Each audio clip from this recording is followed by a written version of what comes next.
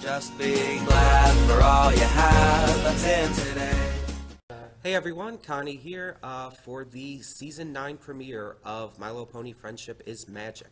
I'm actually hanging out with some friends today, and we're doing a little meetup for the big premiere of the final season.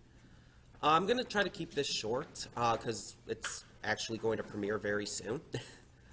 But yeah,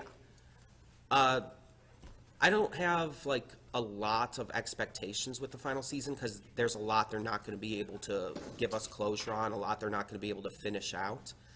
But there are some definitely wishes I have that I'll go through in my afterthoughts. My big hopes for this season, though, is that they end it off right, in a way that really feels natural and not so forced. I don't want, like, this big, massive, like, spectacular ending or anything. I want it to be kind of more just normal, slice of life-y. An ending sort of like the Season 1 finale would be ideal to me. Rather than like some kind of big war or something. Now, as usual, I am spoiler-free. I don't know anything to come for this season. I haven't watched the trailers or whatnot. And I plan to keep it that way.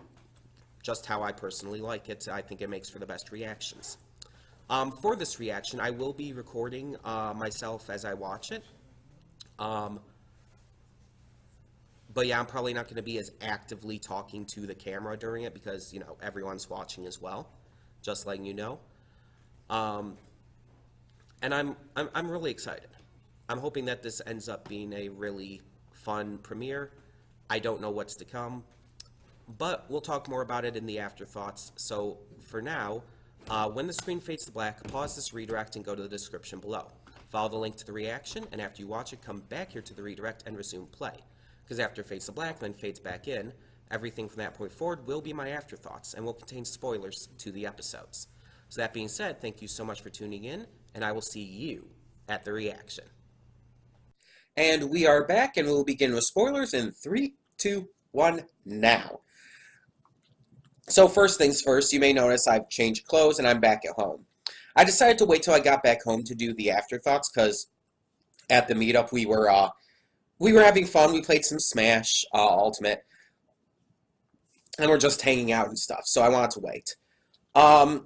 So regarding the episode, though, this was probably, I would say, the best season opener since Season 5.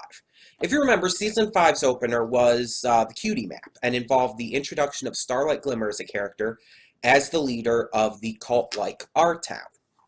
And it was phenomenal. Back when that first aired, it's like, that was shocking to me, that where they went with that. And the fact that it was so, well, communist cult-like.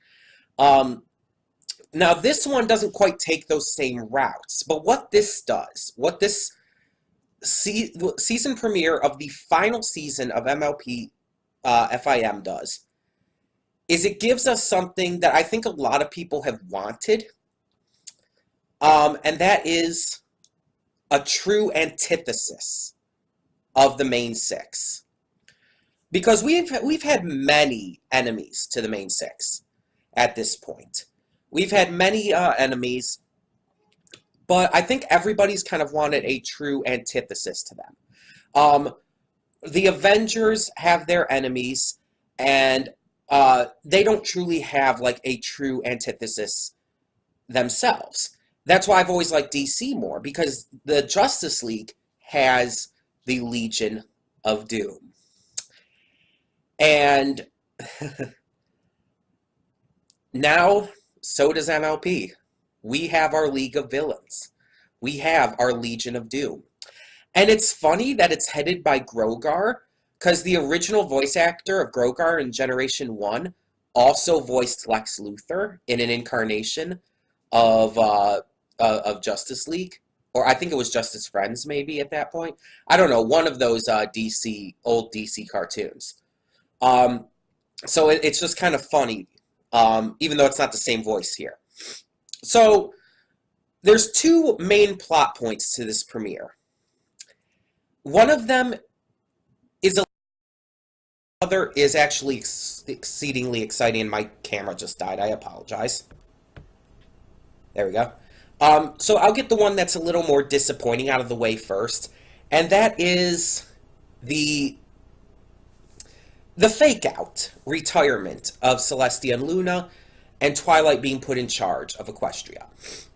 And I say fake out because even though it seems like it is going to happen eventually, it also seems like it's probably not going to happen until the end of the season. And here's the thing, when I was first watching this and everything, and they said, oh, we're retiring and we're putting you in charge, it's like, cool, I was on board with that. Because I like that idea. It makes sense by having everything that Twilight is working up to throughout the series. She starts off as Celestia's student, chosen because of her adept power at magic, right? So at the beginning we see her as a student. Someone's turning around in our driveway. But yeah, she's just a student. Season 3, she becomes a princess. She reaches that next level. She levels up in a way. And everything felt like it was working up to that. When you actually stopped and looked back on seasons 1, 2, and 3 up to that point, you felt like everything was working up to that point. So then in seasons 4, 5, 6, and 7, 4, 5, 6, and 7, Twilight is a princess. She's trying to get used to it and eventually does. But then in season 8, she reaches her next step by starting the school and becoming the head mayor. Not just being a princess of friendship and embodying that, but passing it on to the next generation. A phenomenal continuation of her story arc. And now, season 9, the concept of her taking over Equestria. With her friends by her side, of course, them helping out completely, of course. But the idea of her taking over Equestria from Celestia and Luna, who retire, that's a phenomenal next step. But by the end, instead, what they do is they say, like, maybe we kind of rushed it. We're gonna put it off for a little until Twilight's ready. I think that almost feels cheap to me. Because it feels like, it almost feels like the writers themselves are saying, like, while they were writing this, maybe we're rushing this idea. Let's hold off until the end of the season. And it's like, they could have just made this better by not having the entire rush thing in the first place.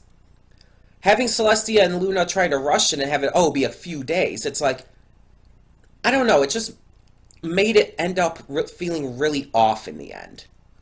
If they had, from the start, said that, it'll be maybe a couple months or whatnot, but Twilight is still freaking out just from the pressure of it all, like, Twilight would still freak out even with a few months of time to wait. So it's just like, I don't know, it just felt a little poorly handled. Not like horribly or anything. It was still good, just it could have been better. But then we get to the true golden part of this episode. And that is, our Legion of Doom. So we start off, we check in with Chrysalis first, and we see that she's kind of going crazy, and it's beautiful. Talking to the wooden changeling stand-ins and stuff, like that was fantastic. But then we also check in with Tyrek and Cozy Glow in Tartarus. And like when I first saw that, when I'm like seeing, I see Chrysalis, it's like, oh cool, we're checking in with her. We're probably going to focus on her a bit.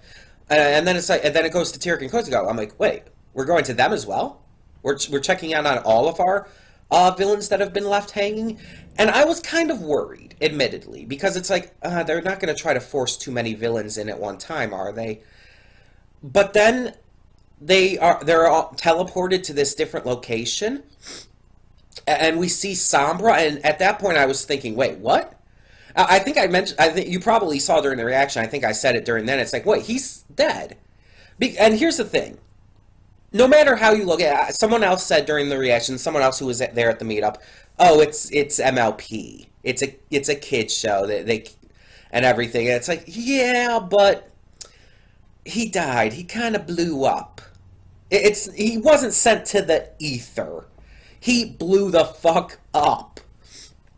All that was left was a tiny little bit of horn, which I know some people are going to use as a reason for why he could be back, but he was dead. That was a very clear death. Just like with the Storm King in the movie. And no matter how you look at it, this is a retcon. Now, if they had it so, like, they said, like, oh, he was destroyed and Grogar brought him back, that would have been fine. I would have been fine with that. And having seen Grogar's power at this point, I think I could believe that based on what we're being told about his power. And getting off the, just not going to take too much time on the entire thing with Sombra being back, but I'll get more to him in a bit. So I see all three of these, four of these villains, and I'm thinking, like, okay, where is this going? And then Grogar fucking shows up. And it's like, here's the thing. I saw the Return of Tambalon, or whatever it was called. I think it was called Return of Tambalon, from G1, and it wasn't that great. It wasn't, like, terrible, but it was what you would expect G1 to be. Unlike Return from Midnight Castle, which was actually a lot better than you would expect G1 to be, Return of Tambalon was what you would expect it to be. And not to say it was, like, horrible, but it wasn't that great. And Grogar never really struck me as an interesting villain. But so far what they're doing with him in this, he's a lot more interesting. So we find out that Grogar for millennia has been has kind of been biding his time, waiting for his power to return, and just kind of been watching everything go down. So he summons these villains together because he's going to try to fight the main six, the heroes of Equestria, using their own method of teamwork, basically. And the instant that was brought up, I'm like thinking in my head, okay, this is cool. And the entire Legion of Doom thing just clicked in my head right away. It's like, this is our antithesis. This is something we needed. And a final season is actually the good place to do it, because it allowed all of these villains to be introduced and established. I mean, except for Sombra, but he didn't even last. But it allowed these villains, with the exception of Grogar, which, I mean, I think it works for him just being introduced here, to be established, to be set up and built up. And I feel it makes it come across as more natural. So we're seeing that their entire goal is, you know, just do what the villains do, take over Equestria and stuff. But they're going to work together, except Sombra doesn't want to. Sombra wants it all for himself. And so Grogar makes a deal with him. I'll teleport you to the Crystal Empire. Go for it. If you fail, you have to come crawling back to me and, you know, be completely subservient to me. But if you succeed, you get the Crystal Empire. Have it. Go ahead. And it's like, okay, that's actually a pretty fair deal, all things considered. And I liked it. I like how he was just kind of like, go ahead. And you know, by the way he's saying that, you know he knows that Sombra's going to fail. So a lot of the rest of this was seeing, like, what went down with that. So Sombra goes to the Crystal Empire and successfully takes it over, including taking the Crystal Heart. The main six get a hold of the Elements of Harmony and go and stop him, and it seems fairly easy enough. Like, really fairly fucking easy. But then when they go to return the elements, they find out he's still there. And he, it seemed, let himself be taken down for the sake of, you know, following them and getting rid of their elements. So he takes out the Tree of Harmony and the Elements of Harmony, which is huge. The Elements of Harmony have been there since the very beginning of the series. So even with them having been kind of taken a back seat for recent seasons, they've still been there. So seeing them just straight up destroyed is insane. So he destroys it, and because they don't have any power to stop him, he goes off and basically conquers Equestria. Celestia, Luna, and Starlight come to help fight off the Everfree Forest, which is going out of control again, thanks to Discord's plunder seeds, and the fact that it's the Everfree Forest. I mean, the Everfree Forest is known for being kind of out of control in general, and the Tree of Harmony and everything, which was planted by the pillars, got it under control, like kind of semi-permanently. But before that, apparently we find out that Starlight and them actually were the ones to keep it under control. So that's really interesting to know. Good bit of interesting lore there. But yeah, we see that Twilight and the gang, while the princesses in Star Swirl are busy, head off to try and take care of Sombra again. Unfortunately, they don't seem to just be able to in any way. So Discord comes in, and after he's been there the entire episode, by the way. I haven't really mentioned him, but he just kind of pops in every now and again, and here he starts to actually help. And like, Sombra's attacking, he's just snapping away all the attacks, and then he takes a hit for Fluttershy in what was one of the probably the worst scene in the episode. Well, the two episodes, the premiere, because it's completely unbelievable. The problem is that kind of thing has to hinge on believability. And it's impossible to believe even for a second that, one, that attack that did anything to him, and two, that he even needed to do that. You saw, he wasn't even paying attention. He was just snapping away those attacks, not even looking at them as they came. Discord, from what we can tell, is the most powerful magic user in all of the MLP FiM world. Period. So it's just like, he's basically a literal god. Luna and Celestia couldn't even hope to reach his power. I mean, without the elements of harmony, he could have never been stopped in the first place. They're the only thing that is powerful enough to stop him, and they can't even destroy him. They just turn him to stone. So it's like Sombra never stood a chance. And so the idea of Discord taking that hit and getting hurt, like, you don't believe it for a second. So it kind of, that entire scene was unnecessary. And by the way, there was no reason for him to jump in front of Fluttershy and take the hit in the first place. That felt completely forced as well, which in turn made his entire inspirational speech about Twilight and friends having the magic they need, it fell flat. Even though it worked, it fell flat in terms of tone, because again, you don't believe him for a second. And in the end, after he reveals that he was faking it and everything and kind of just like grumps off, yeah, that ruins it even further and really cements why he's one of my least favorite characters in the show. He basically admits he didn't do that for their sake. They try to say so afterwards, and again, that feels like the writers trying to say, see, Discord did this for the right reasons. No, he didn't. Bull fucking shit. Discord did that to get attention. Discord did that to make the others see him as good. He didn't do it for any actual good reason. Bull fucking shit. I'm sorry. He did that for his own sake, for his own selfish desires, and that pisses me off. And again, because you can't believe he was actually injured, because you can't believe that he needed to take that hit, the entire thing falls flat and you don't believe a second of it. You don't... there's no... It doesn't work. And it was definitely the worst part of this two-parter. But either way, they defeat Sombra. And apparently, I guess, banish him to the ether this time again.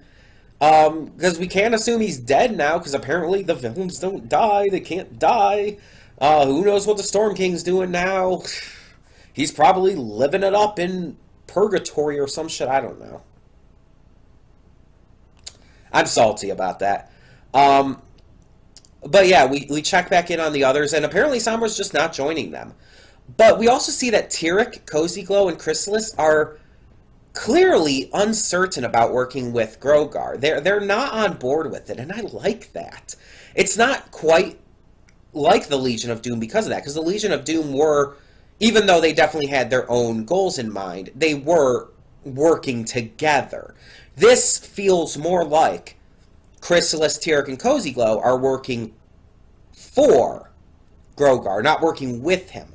And they're working for him under threat, it almost seems. Like they're afraid of him now. And that's really fascinating to me. That is really fascinating to me.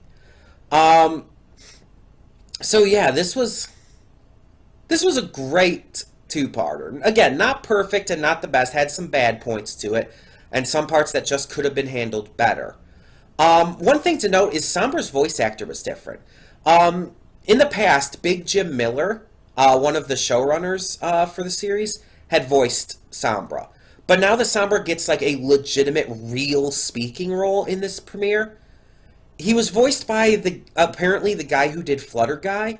You know, the masculine Fluttershy voice that the Poison Joke gave her. Apparently it was that one, and he was kind of putting on this almost posh accent. Like this, like royalty, basically. A kind of accent that royalty would have. And I liked it, actually. I thought it was a good voice and not really what you'd expect him to sound like. Like, at all, but it works.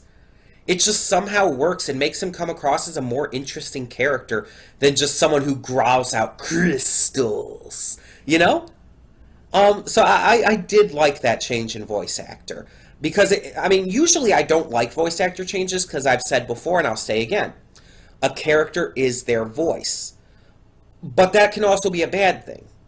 If a character's voice is terrible or flat, then having a new voice actor could actually help things. And that was definitely a big positive here. And nothing against Jim Miller. Jim Miller's awesome dude. Met him at Winnie City PonyCon in 2016. Great guy. But, yeah, there wasn't really much dimension or depth to Sombra as a character through his voice acting before. This gave him a character. And he feels more interesting because of it. And you know what? I actually used to hate Sombra because he felt like a completely worthless, pointless, and completely underpowered villain. And now I like him a lot more. He's a lot more interesting. He's definitely still not my favorite, but I like him a lot more. But yeah, it seems like this season's story arc is going to be our heroes taking on the members of this Legion of Doom. And it's probably going to be throughout the season, they're going to face each different member. Cozy Glow, Tyrek, and of course, Chrysalis. Probably in that order, I would wager, too. Maybe Tyrek first, but I definitely think Chrysalis is going to be the last of those three. But yeah, it's going to be those three are going to take on the main six on their own, probably getting some help from Grogar, maybe getting some power from him, some resources or whatever, and then the finale is probably going to be involving Grogar. Now, I said in my pre-thoughts that I had a wish list for this season, and I do want to go over that real quick, so let me get that up real quick. I'm not going to spend too long on it because these afterthoughts are already pretty long. But, I mean, it's a season premiere. But, yeah, I'm not going to go too much into these. I do want to mention it real quick. I do want to show it off. So let me get that up. There we go. Just got to shrink this down so you all can see it. Okay, so this is my wish list for Season 9. So I'll just go over all of them, going down from the top. Okay,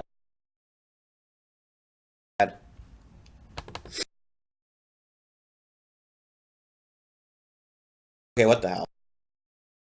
Hold on. There we go. Okay, I'll go top down, the left side, and then the right side. Okay, so first I want the return of Babseed. Babseed hasn't been seen since Season 3, outside of in the background. I think for the CMC's character arc, they've fallen flat since they got their cutie marks. They just haven't been as interesting as of characters. So I think it's a good point to bring them back to their roots and return to characters who kind of help them reach this stage. Bringing Babs back would be great. Plus, we get to find out the exact specifics of Babs' scissors cutie mark. I think it would just be a smart idea. And the same goes for Diamond Tiara and Silver Spoon. We haven't seen them since their reformation in Season 5, in the same episode that the CMC got their cutie marks. And that's been a major misstep, because those two had so much potential for after their reformation, and they're completely thrown away. It's like the writers are like, oh, these characters serve their purpose, we just don't care about them anymore. And that's bullshit. It's absolute bullshit to treat characters like that. I mean, the same kind of goes for Twist, Apple Bloom's friend at the beginning of Season 1. Before she meets Sweetie Belle and Scootaloo, Twist is her only real friend. And then she meets Sweetie Belle and Scootaloo, and all of a sudden Twist is just out of the picture completely. I didn't put her on this, but I would like to see Twist return as well. And I want to see these characters, Babsy, Diamond Tiara, and Silver Spoon, return in a meaningful way, too. Like, have an actual role to play, have actual speaking parts. Not just some background thing. So my next one was one that was already fulfilled. I haven't checked it off yet, but I will. The return of Chrysalis, Tyrek, and Cozy. Now, Tyrek and Cozy were pretty much guaranteed after the final scene of the Season 8 finale. And Chrysalis, it was very clear she'd be coming back as 2. This was probably one of the most obvious going to happen ones. But I still put it on here because I wanted it to happen still. So yeah, that was checked off right away. Now, the next one also we got right away. References to past generations, Equestria Girls, and or the movie. Now, we could still get references to Equestria Girls and or the movie, but we definitely got past generations already with Grogar returning. And I don't mean just referencing them, connections to them, characters from them, having continuity between them, that kind of stuff as well. We'll probably definitely get more stuff with the movie. I don't know about Equestria Girls, though. I don't know if they're going to actually connect that anymore. They already put the Dazzlings in the Season 7 finale. They might just kind of leave it at that. Next up is closure regarding Pinky's magic seen in the Season 8 finale. So if you remember, in the Season 8 finale, after the magic is returned to Equestria, a bit of magic flies into Pinky. And we've all kind of suspected that Pinky might have actual magic to her. And here's the thing. Rarity and Twilight, when we see the main 6, Rarity and Twilight get magic back, and so does Pinky. None of the others do. Which means, Rarity and Twilight are unicorns. They would have magic. Which means that Pinky does have some kind of magic. I don't want this to just be some kind of gag, some kind of visual gag. I want that to mean something. For that not to mean something would be a huge misstep and a huge missed opportunity to explain how Pinky can do some of the stuff she does. I think it would be amazing not to have her, be a unicorn in disguise or anything weird like that. No. I think it would be amazing to find out that there is some reason why she actually has magic and maybe doesn't even know about it. I would love to see just closure with that. I want to see the return of the extended Apple family members. Grand Pear, Goldie Delicious, other members we saw in the Apple family reunion stuff. I would like to see those kind of characters return. It kind of goes into Bab's seed as well. Just because they're really good characters, and I really do enjoy them. I want to see another celebrity voice actor. I just always do. I've heard that there are going to be celebrity voice actors in this season. I don't know who. Please do not spoil anything. I try to keep as spoiler-free about this as I can. I want a tearjerker episode on the level of The Perfect Pair. If you remember my reaction to The Perfect Pair, I lost my shit. I bawled when I realized it was about the Apple parents. I lost it. And even rewatching it so many times that I have, I still lose it. It is that emotional and beautiful of an episode. It's my second favorite episode of the show, only after Amending Fences. I want another episode that does that to me. Because in my opinion, some of the best episodes of any shows out there are those kind of episodes. I want to see Scootaloo's family shown. Most notably, her canonically lesbian aunts. Yeah, some of you might not know about that. In one of the chapter books, Scootaloo's aunts, Auntie Holiday and Aunt Lofty, are shown, and they are canonically together. They're not like, oh, they're two different aunts. No, they are together. That has been confirmed by the writers and other people who are in on the show and the canonicity and all that. But you know how some people can be about showing that kind of stuff in a children's cartoon. I just really want to see it. I at least want to see someone in Scootaloo's family. Because I feel like that's a huge gap that we have in her character. Yes, I mean, she has Rainbow, her honorary big sister, and that's awesome. But I want to see someone from her actual direct family. I also want to see either Scootaloo learning to fly or being flat out confirmed as disabled. In past season wish lists, I said I wanted to see her fly, but I've come around to the idea like, okay, if she's going to be disabled, fine, but I want them to say it. I want them to flat out confirm it. And I mean in the show. I don't mean like in a comment outside of that. Because everything they've shown in the show so far, everything they've said in the show has not actually confirmed anything. It's all hearsay. I want her to either learn to fly or just be flat out confirmed that she's not going to be able to, that she is disabled. I am fine with either one. I just want something to be said with that. I want closure. I want to see Derpy return in a notable speaking role again. We do have the 200th episode this season, pretty early on in the season too. So I'm really hoping for that. Derpy returning in a speaking role, it's always one of the highlights of any episode it happens to be in. Whether it be Slice of Life, or even that episode last season where she was in the post office with Rarity. Whenever Derpy gets to speak, it is just a huge ray of sunshine. Because Derpy is amazing. We all love Derpy. I want another Heartswarming focused episode. Because, let's be honest, Heartswarming episodes are always great. Every single time, except for the very first one, Heartswarming Eve. That's the only bad Heartswarming episode. Every other one has been great. So it's like, yeah, I want another one. And they could do so much with that holiday. So it's like, yeah, why not? I want them to do something different, though. I do want them to do something different than what they've done before. And I think that they can. I want little to no Luna, Discord, and or Flurry Heart. What this means is I want them to have, at the very most, one major and or two minor appearances throughout the season. And now this premiere, I would say, gave Luna and Flurry Heart a minor appearance and Discord a major one. Even though Luna and Celestia retiring was a major plot point, their actual appearances in the episode were still minor in comparison. Discord's was definitely a lot more major and had a bigger... even though he didn't appear as often, I feel he had a bigger role to play. Either way, this one is not X'd off yet because, again, it hasn't passed the one major and or two minor threshold yet for any of them. So there is still a chance. And the reason I'm putting them on there like this, and I'm sliding them out, you could say, I don't like them. They're three of my least favorite characters, Luna and Discord being my probably my least favorite. Like, even characters I hate, I usually hate because they're supposed to be hated. Like Prince Blueblood is a great example of that. But Luna and Discord are supposed to be likable characters, but they're so horribly mishandled and poorly written that excuse me, that I can't like them. Excuse me, sorry about that. Just recovering from a very tiny bit of a cold I've had past couple days.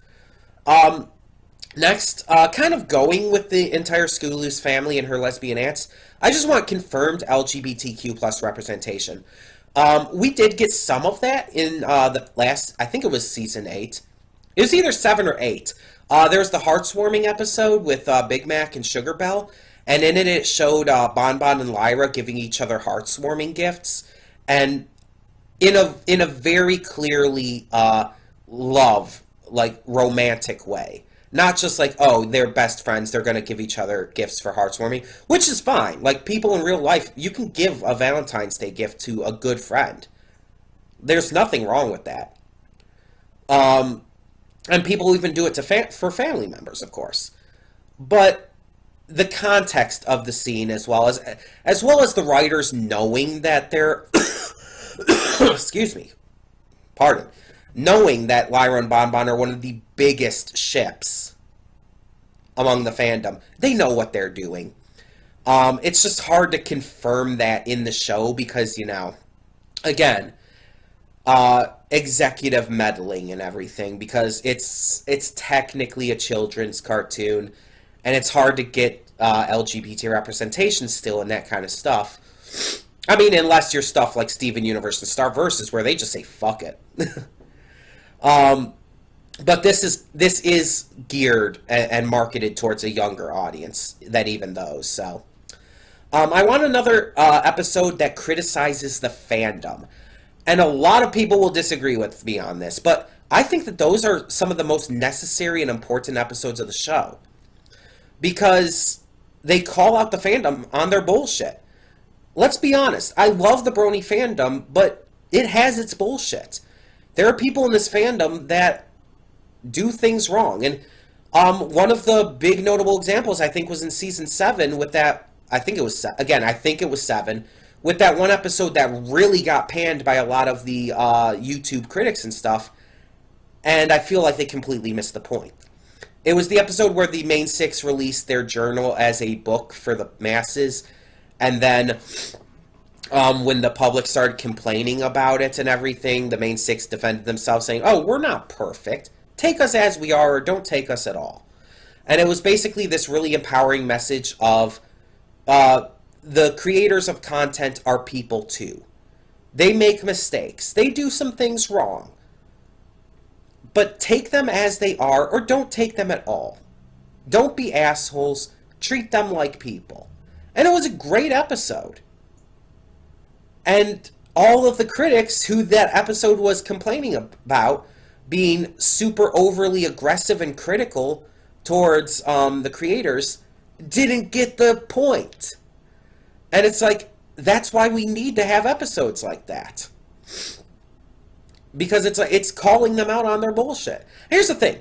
You don't have to like the episode. You don't have to like any episode. My favorite episode I mentioned was Amending Fences. The Perfect Pair is my second favorite episode. You don't have to like those episodes. You could think those are shit. You can completely think those are shit. That is your right. But don't be bashing on the writers for it. Don't be bashing on the showrunners. Don't be bashing on anyone for it. And all of the reviews, all of these negative reviews to that episode was so far bashing on the people who made it. And it's like, you are not getting the point of this. I think we need more episodes like that because, like I said, I think the fandom needs to be called out on its bullshit. And finally, the perfect ending.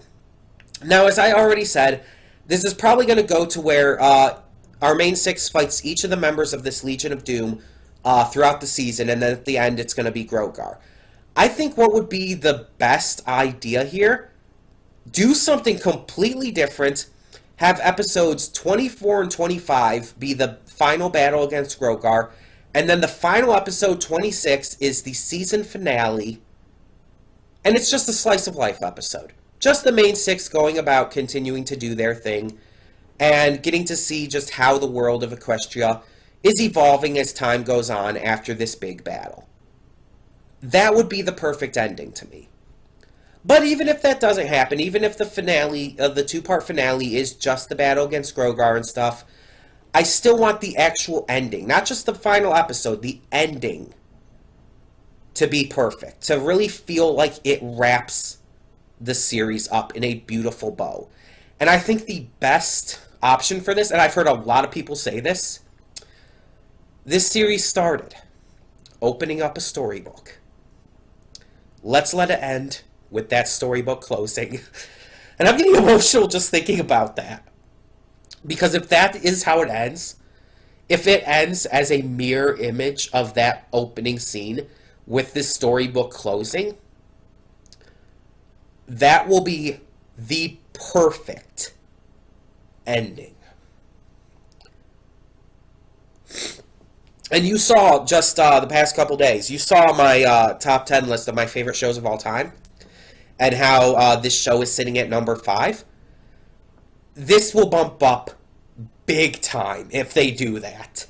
That would, again, it's the perfect way to end. Not having a big shot of all of our heroes and all of their friends. Not even just like having some kind of musical montage. Just no voices or anything, no sound effects, just music playing over as we see what all of them are doing. That would be great.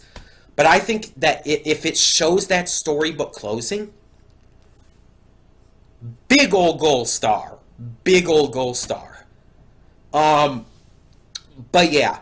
And there's a lot more that I want to see with Season 9 than just this, than what's on this wish list. But this is my specific wish list. This is specifically the big things that I want the most. I kind of cut it down this season because I wanted to focus the wish list itself on the biggest things that I want the most. And I hope that they come true. I hope more of them come true. A couple of them already did with this premiere. But either way, I do hope you enjoyed this reaction, and tell me in the comments below what you thought of this premiere. Like I said, I think it's the best one since Season 5. Even though it did have its issues, it was still damn good. And not only just damn good, damn entertaining and fun to watch.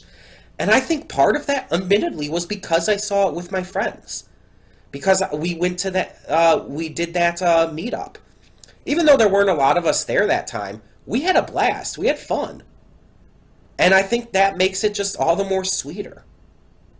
Because when I first got into the show, the first meetup I ever went to was the Season 4 finale. And I held the meetup. I was the one who held the meetup, and it was the first meetup I ever went to for this fandom. And I remember how much I got excited over it. I remember, like, when I heard one of my friends freak out when Tyrek was revealed, before I did not know who he was before that, by the way. But I heard one of my friends who had seen him in G1, and I heard her freak out. It's like, this is exciting. This is fun. Just being there with other people. Now I definitely see why channels like Blind Wave, Renegade Media Network, the Normies, why they have those group reactions. Because it's so fun to just react to something as friends. And even though our reaction this time was focused on me, because not everyone there was comfortable enough with being on camera and stuff, even though that's what happened there, we were still reacting together, we were still watching together, and we had fun. So yeah, tell me in the comments below what you thought of this season premiere, and thank you so much for tuning in. For now, I'm Connie, and I'm signing off. See y'all next time. And though you've come through many obstacles,